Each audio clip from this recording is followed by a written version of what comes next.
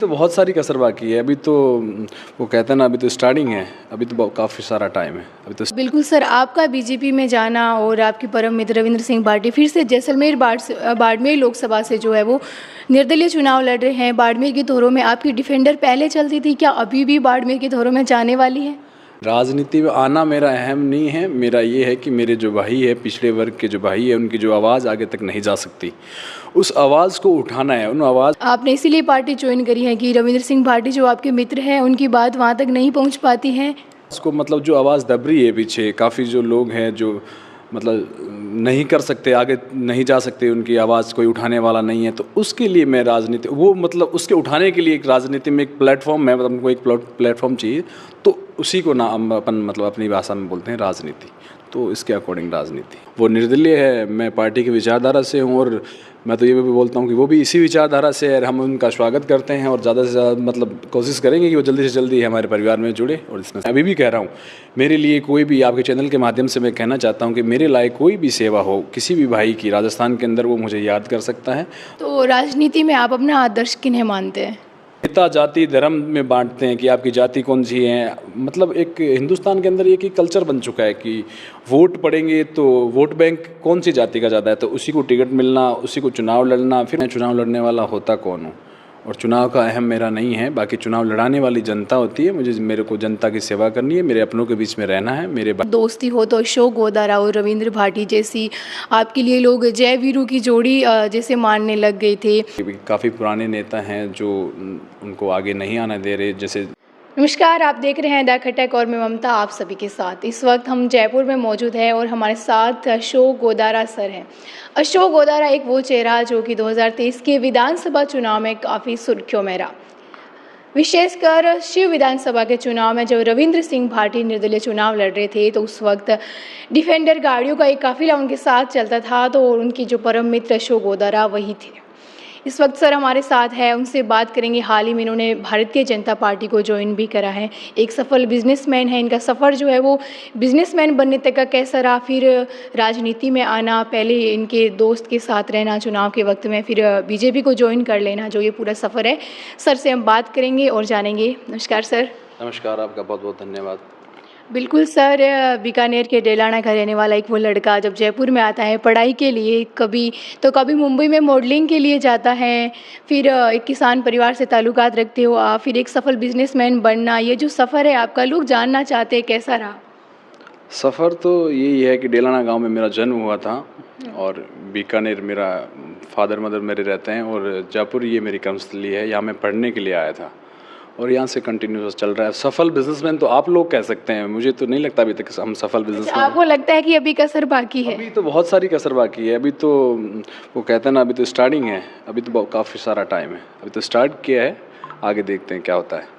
अच्छा, हाल ही में आपने भारतीय जनता पार्टी को ज्वाइन कर लिया है। राजनीति में आने का जो ये एक आपका सपना था, फिर आप विधानसभा चुनाव में रविंद्र सिंह भाटी के साथ नज़र आ रहे थे, बहुत ज़्यादा एकदम एक्टिव थे आप उस टाइम उनके साथ, तो आपको ये जो प्रेरणा है राजनीति में आने की वो कहाँ से मिली? नहीं, राजनीति में आना मेरा अहम नहीं है, मेरा ये है कि मेरे जो भाई है, पिछड़े वर्ग के जो भाई है, उनकी जो आवाज़ आगे तक नहीं जा सकती, उस आवाज़ को उठाना है। उन आवाज़ को मतलब जो आवाज़ दब रही है पीछे, काफ़ी जो लोग हैं जो मतलब नहीं कर सकते, आगे नहीं जा सकते, उनकी आवाज़ कोई उठाने वाला नहीं है, तो उसके लिए मैं राजनीति वो मतलब उसके उठाने के लिए एक राजनीति में एक प्लेटफॉर्म है, मतलब उनको एक प्लेटफॉर्म चाहिए, तो उसी को ना हम अपन मतलब अपनी भाषा में बोलते हैं राजनीति। तो इसके अकॉर्डिंग राजनीति। अच्छा, तो फिर आप बिल्कुल सर, आपका बीजेपी में जाना और आपके परम मित्र रविंद्र सिंह भाटी फिर से जैसलमेर बाड़मेर लोकसभा से जो है वो निर्दलीय चुनाव लड़ रहे हैं। बाड़मेर के दौरों में आपकी डिफेंडर पहले चलती थी, क्या अभी भी बाड़मेर के दौरों में जाने वाली है? नहीं, अभी चल रहा है। हमारे भाई साहब अभी आज एक नामांकन रैली है, चल रहे हैं, और भविष्य के घर में सारी चीज़ें। बाकी मैंने बीजेपी ज्वाइन की है और मैं पार्टी की विचारधारा है, पार्टी ने मेरे पे विश्वास किया और मैंने ज्वाइन किया और मैं उस पर खरा उतरूंगा पार्टी की चीज़ों पे। आज 4 अप्रैल है, जैसे कि आपने बताया कि उनकी नामांकन रैली है। आज नामांकन रैली है, वो निर्दलीय का पर्चा जो है वो दाखिल कर रहे हैं। आप उनके परम मित्र हो। अशोक गोदारा का जो चेहरा है वो उस टाइम इलेक्शन में दिख रहा था, आज वो जो चेहरा है वहाँ पर उनके साथ क्यों नहीं? कंधे से कंधे मिलाकर जब आप चल रहे थे पहले, उन्होंने आपको इनविटेशन दिया, आप उनके इतने अच्छे दोस्त हो, जबकि ये बात सबको पता है। नहीं नहीं नहीं, वो भी कोशिश कर रहे हैं, वो सबका अलग अलग है, वो अपनी कोशिश कर रहे हैं, मैं अपनी कोशिश कर रहा हूँ। वो निर्दलीय है, मैं पार्टी की विचारधारा से हूँ, और मैं तो ये भी बोलता हूँ कि वो भी इसी विचारधारा से है। हम उनका स्वागत करते हैं और ज़्यादा से ज़्यादा मतलब कोशिश करेंगे कि वो जल्दी से जल्दी हमारे परिवार में जुड़े और इसमें शामिल हो। तो आज वहाँ पर विशाल रैली है, लाखों की संख्या में लोग आने वाले हैं। रविंद्र भाटी के जो लोग इतने फ़ैन हैं, उनको इतने चाहने वाले हैं। तो आप मतलब जा नहीं रहे, आप यहाँ पे हो जयपुर में, वो बाड़मेर में अभी, तो आपको कैसा लग रहा है? क्योंकि आप उस वक़्त में भी आप उनके स्ट्रगल के उस टाइम में भी आप उनके साथ रहे हो, फिलहाल आप नहीं हो साथ में, तो कैसे लग रहा है फिर इस पे क्या? लगना नहीं लगना हो तो एक अलग चीज़ हो गई, और अपन विचारधारा की बात करते हैं तो मैं अभी नया नया पार्टी की विचारधारा से जुड़ा हूँ, और पार्टी का काम करेंगे, पार्टी जहाँ भेजेगी वहाँ जाएंगे। बाकी हमारे भाई साहब वहाँ पे रैली कर रहे हैं, उनको भविष्य की बहुत बहुत शुभकामनाएं। अच्छा सर, एक आपके बारे में बात करें तो आपने सामाजिक अगर स्तर पर देखें तो आपने अपने जन्म दिवस के अवसर पर अनाथ आश्रम में जाके जो बेटियां थी उनकी शादी की जिम्मेदारी ली और आपने शादी करवाई भी थी।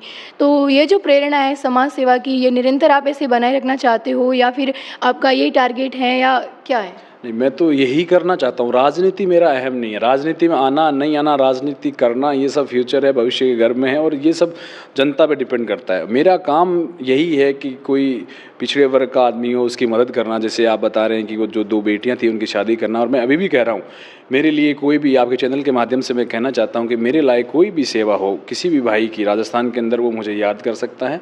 सुख में याद करे ना करे, दुख में हमेशा याद करना, तुम्हारा भाई सबसे आगे मिलेगा। और मेरे कॉन्टैक्ट नंबर आपके पास में है, और ये सामाजिक सेवा के लिए ही मैंने राजनीति का रास्ता चुना। मतलब अकेला इंसान क्या कर सकता है? किसी को फेम चाहिए, किसी को पैसा चाहिए, हम उसके लिए नहीं आए। बाकी मेहनत हमने की है, स्ट्रगल की है, बिजनेस व्यापार ठीक ठाक चल रहा है भगवान की दया से। बाकी ये सामाजिक कार्यों को करने के लिए मैंने ये मंच चुना है राजनीति का, और बाकी जनता सब समझदार है।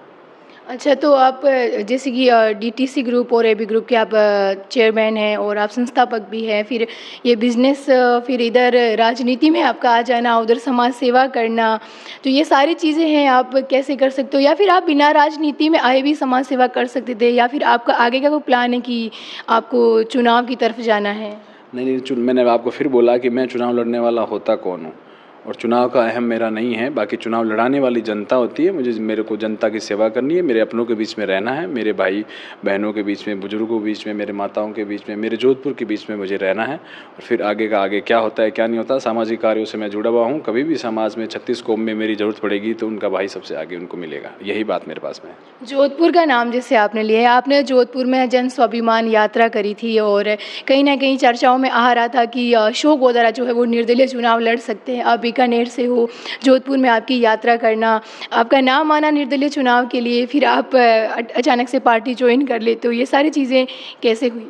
जोधपुर से, बीकानेर से, जयपुर से ऐसा कुछ नहीं है। मैं हिंदुस्तान से हूँ और एक हिंदुस्तानी हूँ, तो मुझे हक है कि मैं कहीं पर भी जा सकता हूँ। ये मोदी जी का विज़न है और इसको लेके हम आगे चल रहे हैं कि ऐसा कतई नहीं है कि मैं बीकानेर से हूँ, मैं राजपूत हूँ, मैं बिश्नोई हूँ, मैं जाट हूँ तो पर्टिकुलर मुझे वहीं है। जोधपुर मेरा हक नहीं है। तो जोधपुर में भी मेरे अपने लोग हैं, राजस्थान मेरा पूरा अपना है, और मैं हिंदुस्तान का हूँ। जैसे कि आपने अभी जोधपुर का नाम लिया कि मेरा अपना जोधपुर, खैर आप बीकानेर से हो, लूणकरण सर से, और जोधपुर में आपने जन स्वाभिमान यात्रा करी थी। कहीं ना कहीं आपका नाम चर्चाओं में था कि आप निर्दलीय चुनाव लड़ सकते हैं। सोशल मीडिया पर एक तरह से ये चीज़ छा भी गई थी। फिर आपका बीजेपी को ज्वाइन करना, चुनाव लड़ने वाले थे आप? नहीं, ऐसा कतई नहीं है। मैं मेरे अपनों के बीच में गया था जन स्वाभिमान यात्रा के दौरान। मैंने अपनों से पूछा, बुजुर्गों से राय ली, सर्व समाज से राय ली, 36 कौम से। उन भाइयों का कहना था कि आपको अभी रुकना चाहिए और मुझे चुनाव लड़ना नहीं लड़ना, मैं चुनाव लड़ने वाला होता कौन हूँ। दूसरी बात, अपन जोधपुर की बात करते हैं तो मेरा लूणकरण तहसील डेलाने के अंदर जन्म हुआ था। बीकानेर के अंदर मेरा बचपन गुजरा, जयपुर के अंदर मेरी पढ़ाई हुई और यहाँ मैंने काम किया, और जोधपुर भी मेरा काम है। तो वैसे देखा जाए तो दूसरी बात मैं ये करता हूँ कि मैं हिंदुस्तान का रहने वाला हूँ, तो मुझे हक है जोधपुर में काम करने का, राजस्थान में काम करने का, जम्मू कश्मीर में काम करने का, बेंगलोर में काम करने का, चेन्नई में काम करने का। मुझे इसी चीज़ से प्रॉब्लम है कि नेता जाति धर्म में बांटते हैं कि आपकी जाति कौन सी है। मतलब एक हिंदुस्तान के अंदर एक ही कल्चर बन चुका है कि वोट पड़ेंगे तो वोट बैंक कौन सी जाति का ज़्यादा है तो उसी को टिकट मिलना, उसी को चुनाव लड़ना, फिर वो जनता की आवाज़ नहीं सुनना। तो अपन सर्व समाज की, 36 कौमों की और सर्व धर्मों की बात करते हैं, तो कहीं से भी चुनाव आदमी लड़ सकता है। स्वतंत्र आदमी है और स्वतंत्र देश है ये, इसके अंदर सबको अधिकार है, कोई कहीं से भी अपनी आवाज़ उठा सकता है। बिल्कुल, आपका इस वक़्त राजनीति में जाना मतलब बीजेपी को पूरी तरह से जॉइन करना, तो इसमें किसकी भूमिका रही या फिर कुछ आपके लिए ये भी आ रहा है सामने कि आपने इसीलिए पार्टी जॉइन करी है कि रविंद्र सिंह भाटी जो आपके मित्र हैं, उनकी बात वहाँ तक नहीं पहुँच पाती है? ऐसा कुछ है? ऐसा ऐसा कतई नहीं है। रविंद्र सिंह भाटी हमारे बड़े भाई साहब हैं और वो हमसे कई गुना अनुभवी है। वो अभी फ़िलहाल में विधायक है और वो जो भी कर रहे हैं वो अच्छा कर रहे हैं और हम हमारी जगह अच्छा कर रहे हैं। अच्छा, पार्टी आपने जॉइन करी, इसमें भूमिका जो मुख्य रूप से है किनकी रही है? भूमिका की कुछ नहीं, पार्टी विचारधारा है, हम विचारधारा से प्रभावित है। पार्टी की विचारधारा राष्ट्रवादी पार्टी है। मोदी जी की काफ़ी सारी ऐसी नीतियां हैं, जैसे धारा 370 को लेके, राम मंदिर को लेके, काफ़ी सारी ऐसी है, 3 तलाक ले लो, बहुत सारी मतलब ऐसे एक्शंस हैं मतलब जो मोदी जी ने लिए हैं, तो उससे मैं बहुत प्रभावित हूँ। और देश का युवा मतलब आजकल जो जैसे मोदी जी के साथ में जुड़ रहा है, जैसे मोदी जी का सपना है कि विश्व गुरु का, काफ़ी सारी ऐसी चीज़ें, तो मैं मेरी पार्टी इससे विचारधारा मेरी मैच करती है बीजेपी से, तो मैंने ज्वाइन किया है। तो राजनीति में आप अपना आदर्श किन्हें मानते हैं? आदर्श तो मैं मोदी जी की नीतियों से प्रभावित हूँ, मोदी जी को ही मानता हूँ। अच्छा, उनको आप आदर्श मानते जी। हैं। अच्छा, बिल्कुल आपसे एक सवाल ये रहेगा कि आप एक युवा हो, खैर आपने अभी राजनीति में भी अपना कदम रख दिया है, पहले बिज़नेस में। बहुत सारे युवा हैं अलग-अलग फ़ील्ड में जो है करियर बनाना चाहते हैं, कई बार राह भटक जाते हैं, कई बार टारगेट पूरा नहीं हो पाता है, डिप्रेशन में आ जाते हैं। तो कुछ फिर रास्ते नहीं मिल पाते हैं, तो बहुत उनके साथ ऐसी तनावपूर्ण स्थिति हो जाती है। तो युवाओं के लिए कोई पॉज़िटिव मैसेज जो आपका रहेगा, वो क्या रहेगा? पॉजिटिव मैसेज यही है युवाओं को कि थोड़ा सा गलत संगति में आप ना जाएं और अपनों के बीच में रखें, माता पिता की बात आप माने। कोई भी ऐसी प्रॉब्लम है तो अपने माता पिता से शेयर करें। मेरी काफ़ी सारी चीज़ें मेरे मन में खटकती भी है, मुझे पता नहीं बात बोलनी चाहिए या नहीं बोलनी चाहिए, और मैं उन माता पिता से भी बोलना चाहूँगा कि आप अपने बच्चों का ध्यान रखें और अपने बच्चों से मतलब एक अटैचमेंट रखें, एक दोस्त वाला अटैचमेंट रखें कि वो किस कहाँ जा रहे हैं, कहाँ नहीं जा रहे, क्या कर रहे हैं। आप उनके साथ में एक दोस्ती वाला बॉन्ड बनाओगे तभी आपको वो सारी चीज़ें बता पाएंगे। और बाकी कोई भी बात हो ऐसी हो तो गलत कदम इंसान को नहीं उठाना चाहिए, घर पे बात करनी चाहिए। दूसरी बात, राजस्थान का कोई भी भाई है तो तुम्हारे भाई की मेरे नंबर आपके इंस्टाग्राम आईडी पर है, कोई भी ऐसी कोई बात हो तो मुझसे वो शेयर कर सकते हैं। मेरे से जो भी संभव चीज़ें होगी वो मैं करूँगा उनके लिए। बिल्कुल, राजनीति में आप क्या देखते हैं, युवाओं को आना चाहिए आगे या उनको मौका देना चाहिए? राजनीति में युवाओं को आना चाहिए कि काफ़ी पुराने नेता हैं जो उनको आगे नहीं आने दे रहे। जैसे बीजेपी को छोड़ देते हैं अपन तो दूसरी पार्टियों में यही सब कुछ चलता है कि कोई नेता है, उसका बेटा है तो वो नेता बनेगा, कोई नेता है उसके टच में है तो वो नेता बनेगा, अगर कोई नेता है कोई पैसे वाला है तो वो दूसरा नेता बनेगा। तो ये चीज़ें बीजेपी में नहीं है। बीजेपी के अंदर ये जो वाली चीज़ें हैं कि जो पिछली पंक्ति में जो आदमी बैठा है वो भी आगे आ सकता है। और राजनीति में आजकल के जो युवा हैं उनको आगे आना चाहिए, जिनके अंदर हुनर है उनको एक प्लेटफॉर्म मिलना चाहिए। जैसे हमारे मोदी जी ने अभी बोला है कि जो युवा है, जो बिजनेसमैन है, उनको हम आगे लेके आएंगे और उनका जो हुनर है वो लोगों के बीच में आगे आना चाहिए, लोगों को दिखना चाहिए। ये जो फिर मैं कहना चाहूँगा कि मैं किसी व्यक्ति विशेष के खिलाफ नहीं हूँ, लेकिन फिर भी जो बुजुर्ग है जिन्होंने काफ़ी टाइम राज किया है उनको युवाओं को मौका देना चाहिए और उनको आगे लेके आना चाहिए। बिल्कुल सर, तो एक वक्त था जब आप अपने दोस्त के साथ थे, आपके लिए लोग दाद देते थे कि दोस्ती हो तो अशोक गोदारा और रविंद्र भाटी जैसी, आपके लिए लोग जय वीरू की जोड़ी जैसे मानने लग गए थे। अभी कहीं ना कहीं बात आ रही है, कहीं चर्चा में ये चीज़ भी आ रही है कि आपके बीच में कुछ अनबन हो गई है। उनसे लास्ट मुलाकात आपकी कब हुई या फिर उनसे जो आपकी बात है वो क्या होती है बात कॉल पे, लास्ट बार उनसे मिले कब, इस बात पे थोड़ा आप क्या कहोगे कि ये बात क्या है आखिर? ऐसा कुछ भी नहीं है। वो हमारे भाई साहब है, वो आदरणीय है, वो थोड़े बिजी है, व्यस्त है अभी, तो उनको टाइम नहीं मिल पाया होगा। और बाकी जब भी वो फ्री होंगे जब मुलाकात कर लेंगे। अच्छा, तो टाइम मिल जाएगा उनको तो अशोक गोदारा मिलने जाएंगे अपने परम मित्र कोई से? दिक्कत नहीं है, मिल लेंगे। मिलने में कौन सी बड़ी बात है। मित्र एक ऐसा रिश्ता होता है जो इंसान खुद बनाता है और इससे पवित्र कुछ होता नहीं है। और बाकी वो अभी व्यस्त है तो वो अपना काम कर रहे हैं और मैं अपना काम कर रहा हूँ। तो ये जो एक बात चल रही है, हवा उड़ रही है, ये क्या है?